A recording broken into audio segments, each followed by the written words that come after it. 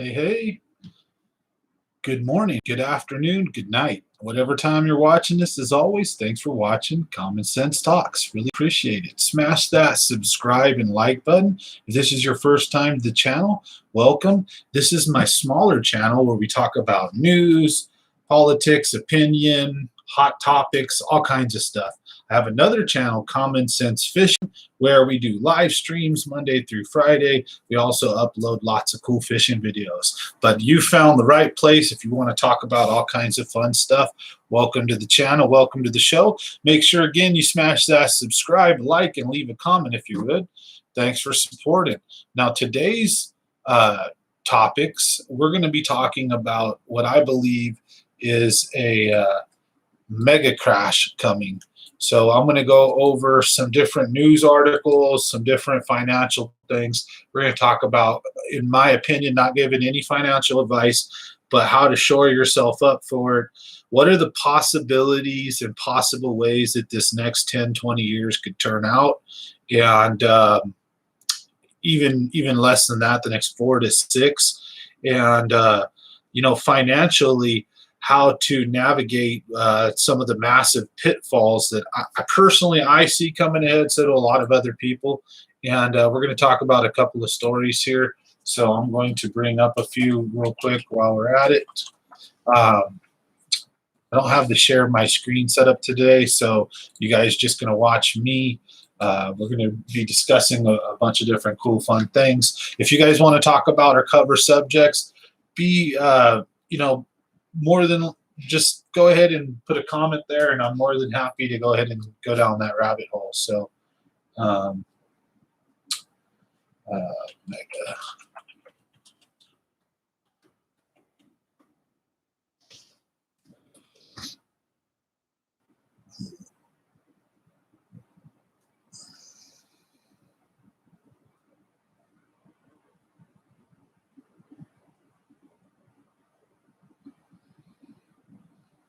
Okay, so I'm reading a couple of the in 2021 and 2020, we have a lot of stories basically about market crashes that they believe are coming, some mega crashes. We also have a story here about the Big Short on Microsoft News. The Big Short investor Michael Burry warns the mother of all crashes is coming, and predicts crypto and meme stocks will plummet, which they probably will. So in my opinion, if we get a true mega crash, and this is almost, let's say, like Weimar Germany, World War II stuff, with inflation, or we just get, there's differences. There's inflation, there's an actual crash in the market in prices. You can have one without the other, you can have both together. However, in my opinion, I think a mega crash is coming. Hyperinflation, not so much, more of just inflation. I think the powers that be are going to not let this hyperinflate. So a loaf of bread's not going to cost $100,000 like it did in Germany. However, what I believe is going to be a major market correction. When you look at the stock values of some of these companies that have no tangible goods really, other than the buildings that they own and stuff like that, and they're just kind of like these big tech companies or companies that are just like, you've got Disney, you got Facebook, Twitter, you've got all these massive companies where their shares are worth a ton. You've got also inflated things like cryptocurrency. The Bitcoin was worth almost 40,000 when just a few short years ago, I mean, they were worth chump change. You could buy them for, pennies or dollars. And so that just kind of bubble does not, it does not look sustainable, and it does not look natural. If you could chart that or graph it, just imagine let's just put it this way. Imagine what $10 was in 2008, if you were around back then, how old, depending on how old you are, $10, your average wage was maybe $7 to $8 an hour, maybe a little more in 2008. $10 would buy you 2 sub sandwiches. It'd buy you a couple of small burger meals. You know, a meal at Carl's Jr. was almost 7 to 8 bucks. Gas in 2008 was $3 to $4 a gallon. So when you look at how much things have increased between now and then, yet how does Bitcoin go from, you know, chump change to 40,000? The astronomical percentage and price increase just doesn't make sense to me, especially when they say that Bitcoin is a store of like I don't even understand what Bitcoin is. So, for example, if I wanted to exchange my Bitcoin, right, and I had a bunch of money and I wanted Bitcoin, do I get a physical coin? Do I get physical anything for it? And if the world crashes, if computers go down, if there's a World War III, EMP, if there's any kind of craziness, what is Bitcoin really going to do you for? Not going to be much good. Gold and silver may retain and spike in value during these crashes, in my opinion. Doesn't mean they will. And in a true utter crash, even they won't be worth anything. What will be worth stuff will be guns, ammo, clothing, supplies, food, houses, land, mainly food, gas, water, stuff like that, duct tape, right? Just random stuff is going to be hard to get, is going to be just like think about it right now. Just 1 year, and even then the whole world wasn't fully shut down. We had essential workers, right? But yet all of a sudden we can't get computer chips, PS4s, PS5s, Xboxes are out. The Defense Department can't get chips to make airplanes. And we're going to get into some other stories that I've got for you guys, but the Australian Navy cannot even build submarines. And it's looking more and more like China's setting up to invade Taiwan. Australia is one of the closest allies over there. They've been having some tits with China, some tit for tat stuff. If Australia and China get into a war, Australia's got outdated submarines, outdated navy, and they're desperately, everybody's waking up and they're finally realizing that even if World War III isn't about to happen right now, and even if you know, the mega crash isn't about to happen right now, I think people are finally waking up to smell the roses of the reality that we find ourselves in. And oh, isn't it funny? In the most advanced free nation on earth, we're running around rioting and looting when a armed felon shoots at police and the cops shoot him and kill him, and it burns cities down. And you got people trying to teach critical race theory.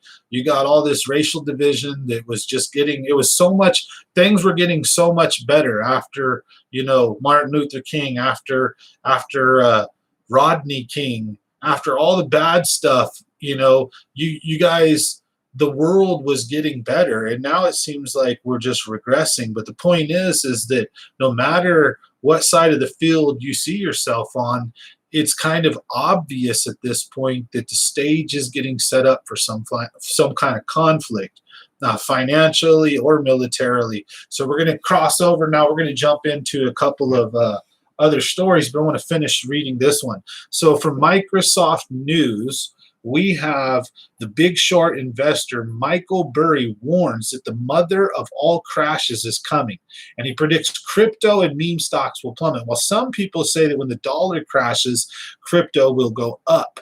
Well, it really depends. In my opinion, and I'm not a big financial guru at all, I actually don't think so. I think it's going to tank as well. If the dollar tanks, if the market tanks, then I believe the crypto may tank. It's I don't fully understand it, to be honest. I mean, I get that it's supposed to be this like decentralized, but like, where is it then? Is there some servers in Magic Land? Is there like actual Bitcoins today? I mean, and then mining Bitcoin. I mean, how do you mine something that like doesn't even physically exist? That like some dude like created it with his idea, like I'm going to create Bitcoin. I mean, how did all that come about, really? And then when you get people to explain it to you, they can almost make it make sense, but it still doesn't quite make sense. When you understand a dollar, you say, I got a rock of gold, I got a dollar, this dollar is worth this much gold, this much gold's worth this much dollars, and there's some kind of value. And the only reason why paper money is valuable at this time in America is because our government backs it up with guns and with their power. It says because we say so. Now, if the world were to drop the dollar as their global currency, we'd find ourselves in a big predicament really fast, which is looking like it's happening. Iran's about to drop it or has dropped it. I believe North Korea, I believe China, Russia's liquidated a bunch of their dollar assets. They're getting out of the dollar pretty much. You've also got the reason, in my opinion, why we invaded Libya and went after Muammar Gaddafi was because he was going to drop the dollar for oil and asked to be paid in gold, dinars, gold. And the United States doesn't have as much gold as it does fake toilet paper printable money. So there's a lot of this stuff is tied together. So in my opinion, over the last few years, I believe it or not, I don't have a YouTube channel to prove it, but I called the 2008 crash in like 2004 to 2005 when I tried to buy a house. And the house that I wanted to buy was $80,000 shithole house. And then when I went to go buy it a few years later, it was 200 and something thousand. And when I seen that jump in the price, the bubble, so to speak, and I didn't see a jump in price in food, a jump in price in gas, a jump in price in my pay. When you see something skyrocket, what goes up must almost always come down. Not always, but in a lot of senses, right? And so I think that we've got a big problem coming ahead. But let's see what Michael Burry predicted. So he predicts that meme stocks and cryptocurrencies will plummet. He warns that the mother of all crashes is coming. Barry pointed to excessive leverage as a major problem for crypto, right? Like, what's it backed by? So it's a bunch of money put into something that really doesn't. I don't know. So casual investors buying meme stocks and cryptocurrencies are signing up for devastating losses, Michael Burry warned on Thursday. All hype speculation is doing is drawing in retail before the mother of all crashes, the investor tweeted.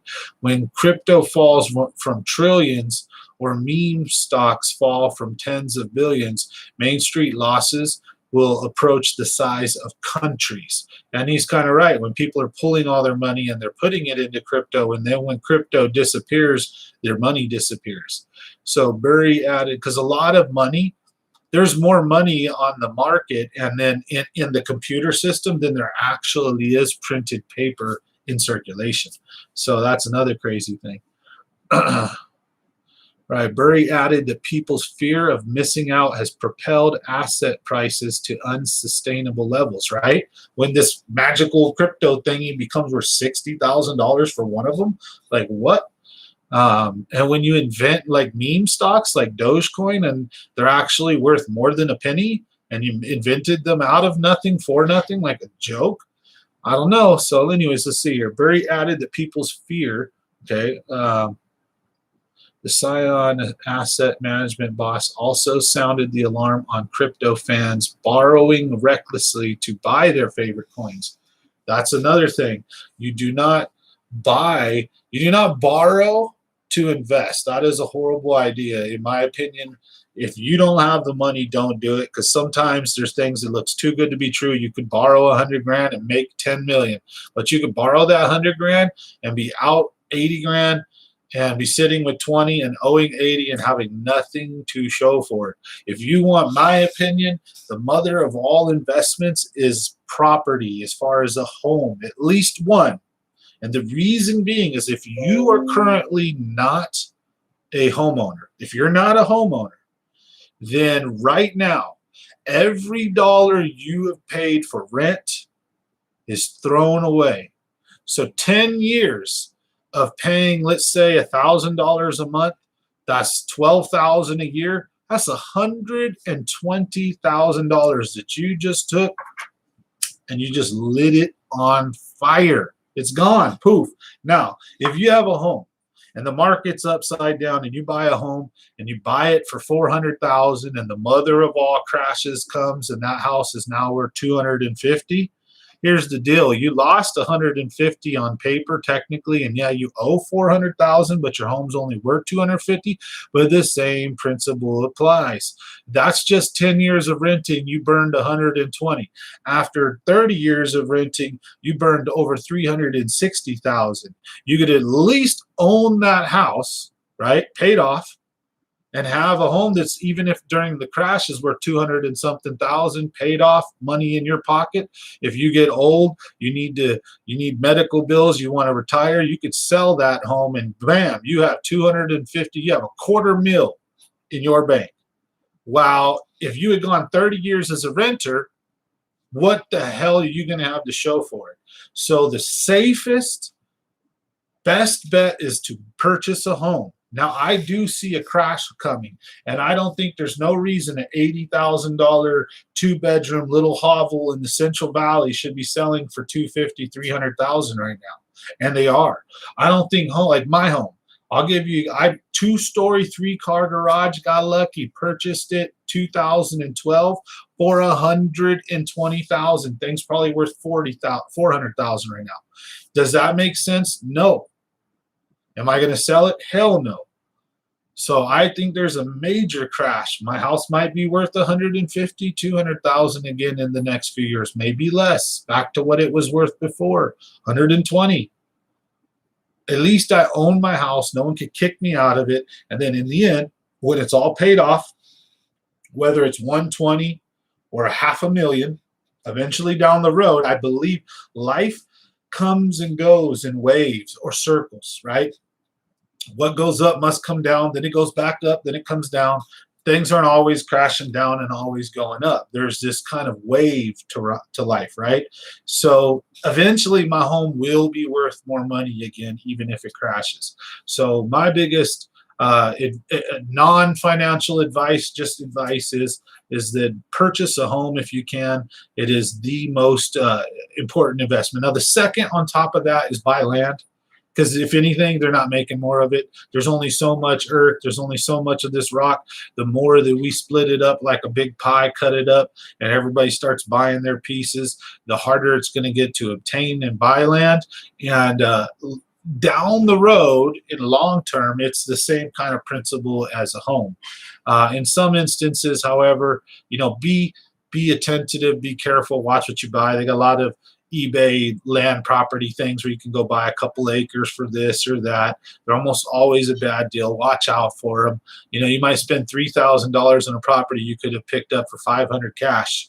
Pay attention to auctions, stuff like that, so you can catch a house that is or a property that is foreclosed that maybe is worth 100,000, but there's 25 grand on it, and it's 20 acres of beautiful property with a well or whatever, but no home, whatever, and you can score this for, you got 20 grand. That's where you invest your money, not into a dog coin, right? Dogecoin. Now, crypto, maybe, I've got a little bit of money in crypto. I've got a little money in stocks. I'm playing around, but not heavily invested. My main investment is my home. So let's see what else he thinks.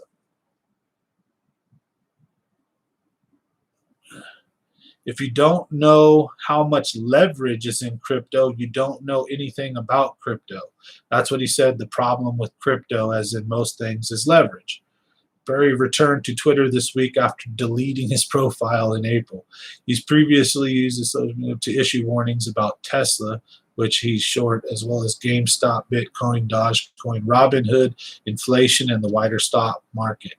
The Scion chief has attracted a cult following since he anticipated the housing market crash that precipitated the global financial crisis. His billion-dollar bet against the bubble was chronicled in the book and the movie The Big Short. Burry also helped pave the way for the GameStop short squeeze in January, which kicked off the meme stock boom. He bought a stake in the video game retailer in 2019 and wrote several letters to its board, emboldening retail investors to bet on the stock. So, good stuff. So I think he's got a point. You know, he's talking mostly, in my opinion, it's a short story about crypto, about leverage, and about the fact that he's seen the last one coming and he believes there's another one coming. So smart to put your eggs in many different baskets as well as, if possible, not too many, but enough to where they can still grow, but they don't get broken very easy. Now, I want to talk about a few stories about how World War III may be coming. Not scary, not always the funnest topic, but it's, in my opinion, something we really need to discuss. You've got China flying massive strike forces over Taiwan, doing preparatory airstrike drills. You've got China telling Taiwan and telling their own people to prepare for war. China has threatened America now. This is not North Korea. This China has threatened America with nuclear war if we investigate the origins of the coup or pursue the lab leak theory that it may have came out of Wuhan. That is scary. They're threatening us with war, and what's old man nincompoop going to do about it? You know, I don't know. Also, I wish I could show my screen with you guys right now, but I'm going to bring up another story. Right?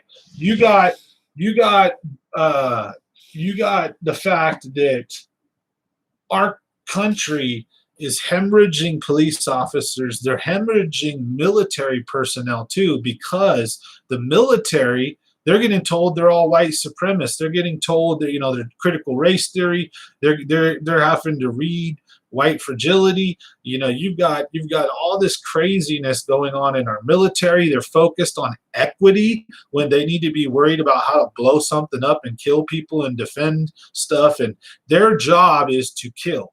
Their job is to defend. Their job is to be savages. Their job is not to fly the rainbow flag and dance around and celebrate all the equality of the world. That is not their business. The military is there to defend our country, and when it needs to go and wreck others who would do harm to us.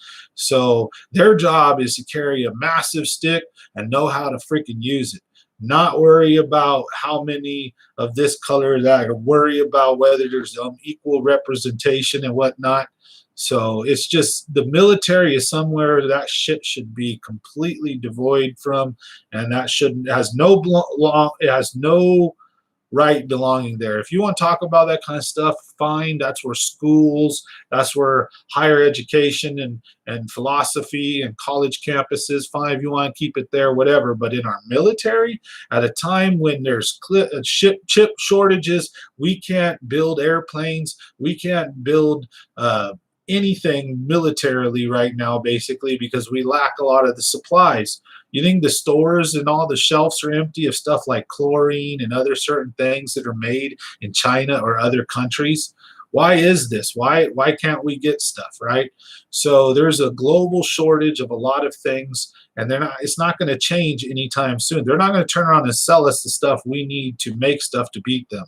So we need to, which is America First type agenda, we need to bring back manufacturing. We need to bring back factories. We need to bring back mining. We need to be able to get gold and silver and titanium and plutonium, and we need to get oil and whatever else the hell we need out of our own land, so we're not buying it from other schmucks. We need to be able to make our own medicine instead of getting it from Canada or Mexico. We, you know, when this whole coup hit, we couldn't get masks, we couldn't get their oxygen bottle shortages, all this crap, because we're too stupid to make our own stuff. Because what we do is, we're Mr. High and Mighty America. We want to have our shoes spit shined by the world. So we take, it's cheaper, these companies, right? These corporations and these CEOs say it's cheaper to build a Nike factory in Mexico and pay these Mexicans $3.50 an hour than a bunch of bitchy, whiny Americans $15 an hour with all their rights and their medical leaves and this and that. And the same thing in China. Better to make an Apple plant in China where we can pay Tsingtao, $1.50 an hour to sleep in a cubicle, work 16 hours a day, and commit suicide. These guys, these companies, the people are so sad they have to have suicide nets in their apartment buildings and in these big offices and places, so that because people routinely throw themselves over the edge and shit. And when the world is like this, and our dumbass Americans can't pull our head out of our ass long enough to actually see what's going on, and we're busily fumbling and fighting with each other over stupid stuff, while literally China's threatening war, Korea's been threatening war, Russia ain't playing around. The rest of the world, you got French Macron, the freaking French. There's a video and pictures of the French president yelling at and pointing his finger and degrading our president. The freaking French, who gave up in World War I and II and were the easiest, quickest people to defeat, and never damn, oh, viva la resistance. Yeah, there was some resistance fighters, but man, the French got their ass beat multiple times. Didn't stand up or show out at all. So we got the French pushing around the American president. And then when we go to have a meeting, when Biden goes to have a meeting with Putin, the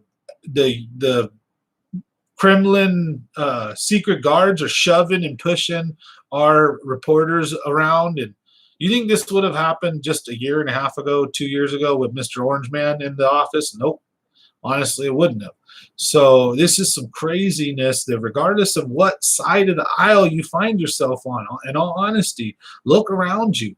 How is it that the biggest, best nation on the face of the earth is going through so much rioting and looting and so much turmoil, over 30 trillion in debt? Our debt's going through the roof. We're just printing money like it's toilet paper. There's inflation. You can't build anything with wood. Home prices are skyrocketed. Wood prices have skyrocketed. Everything's skyrocketed. Now, has your income skyrocketed? No. And they're printing money left and right, but it's all going to businesses and corporations.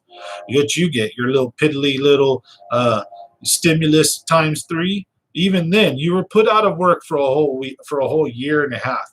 Most people, let's say they make 30 to 100,000 a year. Did you get 30 to 100,000 worth of stimulus? Nah, you got 3 to 6,000. While banks and businesses get bailed out left and right. And so, in my opinion, I just see it as an obvious, like, duh, of course there's something coming. Do I know what? I mean, you got multiple factors. One, lucidity's trap. 2, you've got the fourth turning. You've got facts that every 80 years or so, we go through like a world war, the Revolutionary War, the Civil War, World War I, World War II, and now we're due. Then you also have the fact that anytime in history, 2 nations became nearly as powerful as each other, 14 out of 16 times it resulted in war. So China is definitely going to eat our shorts with a 1,000,000-man army, billion-man army, or whatever it is. I mean, if we can't get our shite together, I don't know what's going to happen. So I see a financial crisis coming, and I see perhaps and potentially a military crisis coming. I think that there's potentially some big moves happening. I don't think that means we go running around and screaming with our heads cut off, acting like some chickens. I mean, I think it just means we do some common sense approaches to it. Doesn't hurt to have a little ready-made food saved. Doesn't hurt to have some rice or flour. Doesn't hurt to have some things or kits to make dirty water clean. Ionized pills to clean water after, boil in clean water. Iodine pills, I mean. It doesn't hurt to have some sleeping bags, to have some, 2A, your Second Amendment. Make sure you can hunt and protect yourself. Teach yourself skills and learn how to be a little bit more handy with your hands in case you ever need to fix things or work on things yourself. Treat people with respect. And ultimately, financially, don't make dumb decisions. Don't take out a giant loan, wreck your credit or your house to go buy Dogecoin. Don't, throw away your whole life on a gamble right now, especially when there's, in my opinion, going to be a lot of turmoil. Because, in my opinion, there's going to be a good way to get rich when this all happens. For the people who are prepared, if it doesn't fall all apart, see, most likely it's not. It's going to fall enough apart, or we'll limp on to the next stage. It's also a possibility is that we may get really close to it, but we may be able to short things up enough just to kind of keep going another 10, 20 years. Eventually, though, this like a giant dam, it will all snap. The further along that we let this go before it snaps, the more damage there will be. It's kind of like if we just let a dam open up when the river behind it and the lake behind it was extremely low, you're going to get some flooding, but not much. If you let that lake fill all the way up till that dam, it's going over the top of the dam, and then the dam bursts, you're going to have mega devastation below that dam, if that makes sense. We are letting the problem compound itself.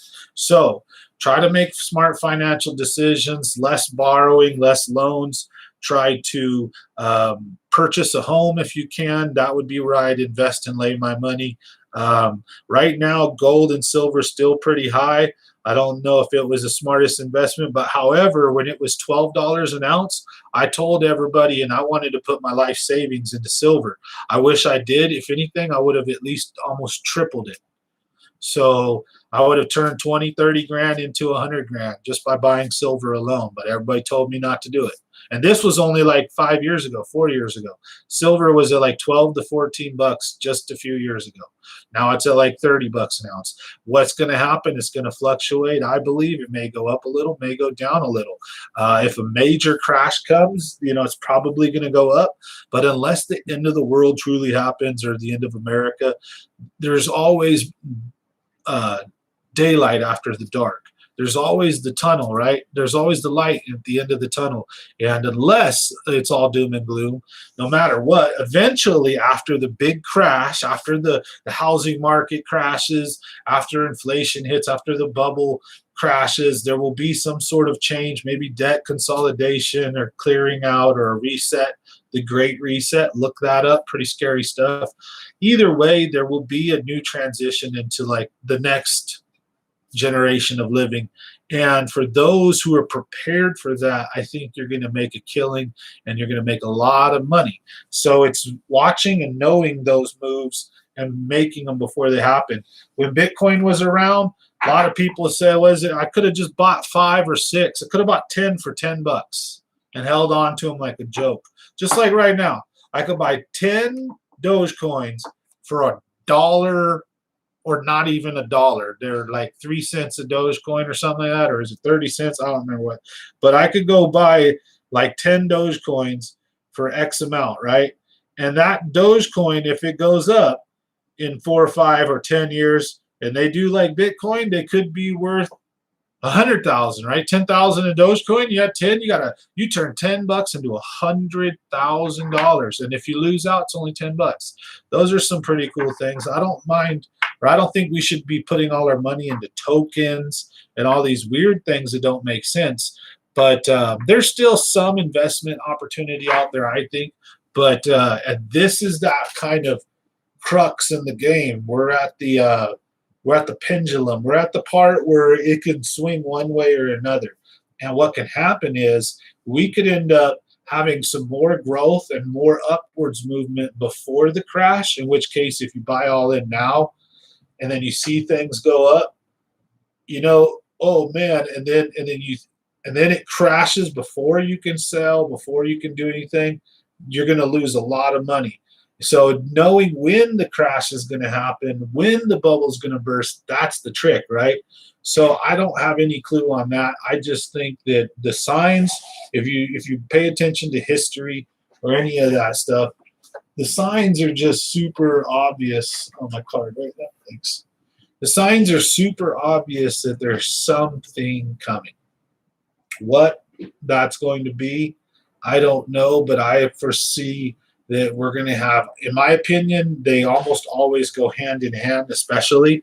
We may end up having the crash first and then a war. We may have a war and a crash simultaneously. I don't think we're going to have a war if we don't have a crash necessarily. And I don't even know if we're going to have a war. But you look at the posturing of China, North Korea, Russia, Iran, you look at their nuclear capabilities and the technological capabilities, the fact that we're about to disclose UFO information. Who knows? There's been so many sightings and crazy crap with that. It's just, it feels like the pressure, like the tension is building to an enormous level when you consider all the factors with the BLM rioting and looting, with the Democrats worried about one day, January 6th, but we had a year and a half of burning cities down, trying to burn courthouses with police officers in them, beating people with bats and stuff, throwing, how they treated Andy Ngo. And then it's just, that's just one small aspect of it. And then the coup being locked down for a year, massive unemployment, and people just, how many people lost their businesses? How many small and medium businesses went out of business in the last year? When we realized the true devastation that happened, I think it hasn't even hit us yet, almost like shock. I don't think the news is even being, I don't even think people are sharing the information. There's probably a million stories if we went and dug them up about small businesses all over the country closing.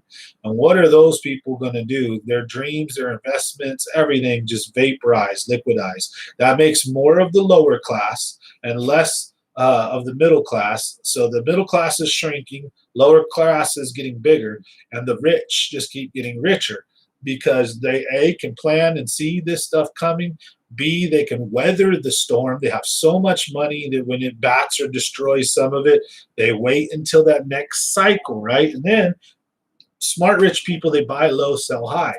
So they kind of try to watch these waves. That's just how life works. You see that high cycle, that's when you dump and sell. When the crash comes, that's when you buy and invest. That's just how life works. You want a good home, you could go around and you can pay top dollar, or you can kind of just be smart and wait and find when an 80 or 90-year-old couple die and their kids don't want the house anymore and they put it up and it just, you know what I mean? Or there's some poor schmuck who got a loan and paid half of his house off, and something happened or some unfortunate series of events, and now the house is up for sale. And you could pick up a $300,000 house for $120,000 if you had the cash, right?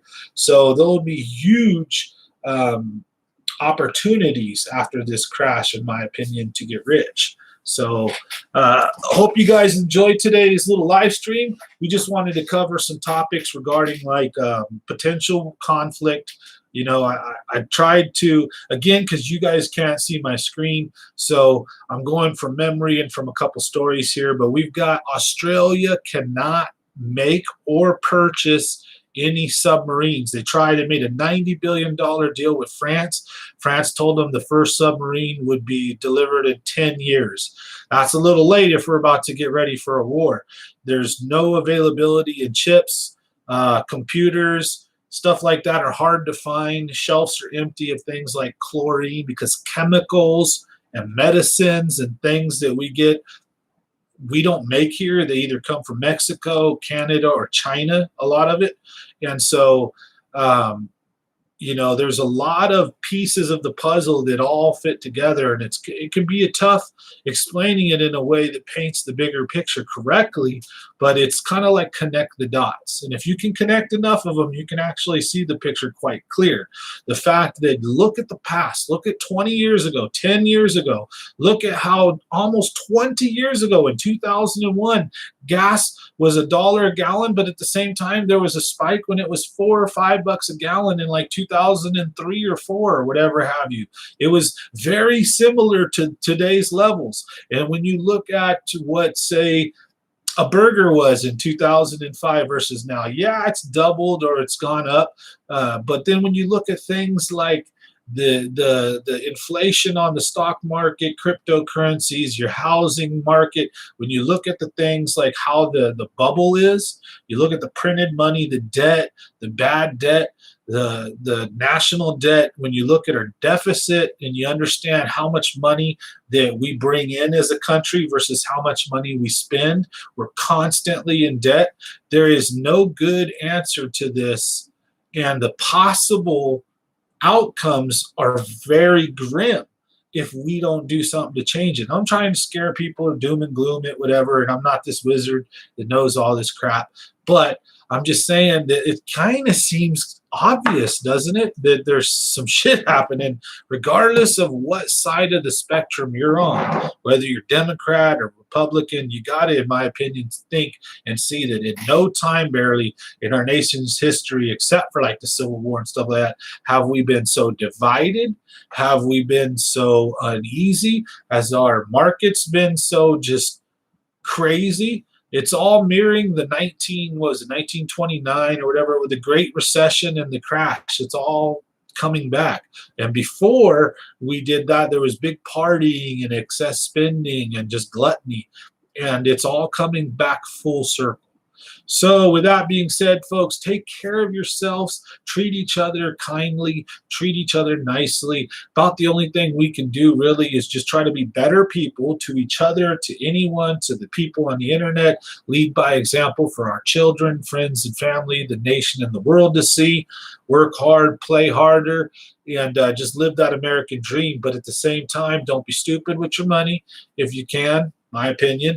And B, it doesn't hurt to be a little prepared. Not be a prepper. You don't need a bunker. You don't need a bunch of guns and ammo. It doesn't hurt to have one or two with some ammo. It doesn't hurt to have a couple sleeping bags or a couple jugs of propane, a fire starting kit, all in a little Tupperware container.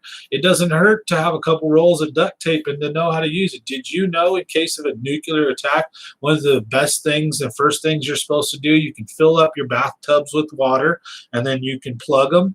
Then what you're also supposed to do, you can go around your house and tape up your doors and all your windows so that radiation and other things can't seep in as easy. There's a lot of little things, right, that just like, it would suck if it happened, but did you know, right? Or do you have the stuff to take care of it? Seems like a simple thing, but if a bomb were to hit in Sacramento and we're not destroyed, but the fallout falls over the valley and it's going to be here a week, do you know how to properly take care of your family and friends? That's a very low likelihood. But again, just let's say we have a brownouts from a super nasty summer. Do you have flashlights and batteries or candles just to get around in the dark, right? Do you, in worst case scenario, do you know how to fish to feed yourself? If food supplies were interrupted and really got bad, or if we had a critical attack on our infrastructure, God forbid we did go to war and you had to red dawn it, flee to the hills, whatever, do you know how to hunt? Do you know how to fish? Do you know how to dig a hole and plant some seeds? You know, little skills, little things like this that, again, I don't advocate that the people practice becoming preppers and this and that, but it doesn't hurt to know how to grow some of your own food. It doesn't hurt to know how to catch a fish. It doesn't hurt to know how to turn a wrench or a screwdriver. And it doesn't hurt to know a little bit about how DC and AC power works. It doesn't hurt to know some survival techniques and tactics. And again, it doesn't hurt. It only helps to treat people with respect and treat them nice.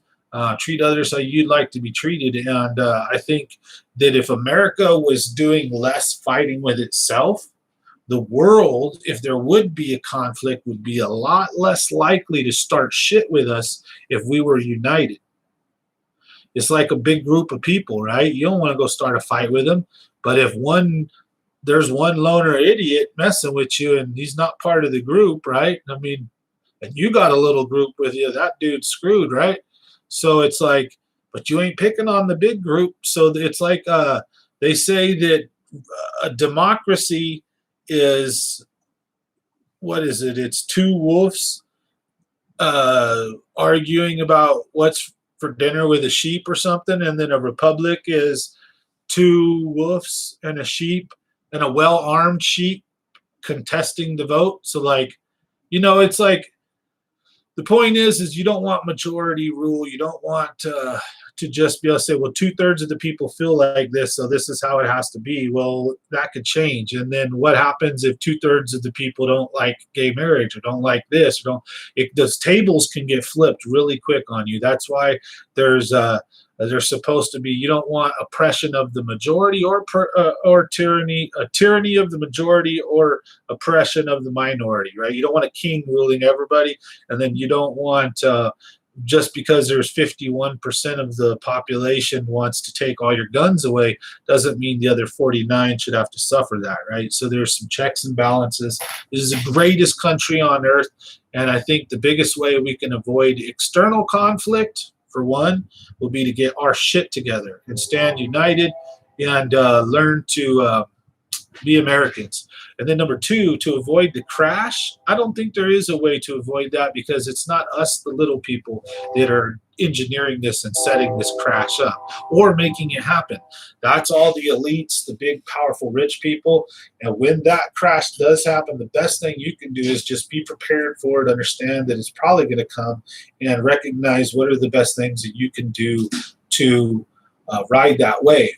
Because it doesn't mean it's doom and gloom, the end of the world. It just means that, pay attention to your finances. So hope you guys enjoyed today's little live stream video. Don't forget to smash that like and subscribe. And when the channel grows, we'll offer memberships here. We'll have super chats, all kinds of cool stuff. But this is not monetized yet, just a wee little channel. So I'd appreciate your guys' support. Smash that like, subscribe. Also share the video if you think that it was informative or you just like the conversation. And hopefully as we grow and get better, we can cover more stuff. I'm going to upgrade the studio because this is where we do common sense fishing as well. So I'm looking at getting a camera, microphone for this. We've already got the GoPro 9. We want to get another one because that 8 is going to somebody else. So we've got a lot of things going on here at Common Sense Talks and Common Sense Fishing. So stick around. We'll see you guys on the next one. Thanks for watching.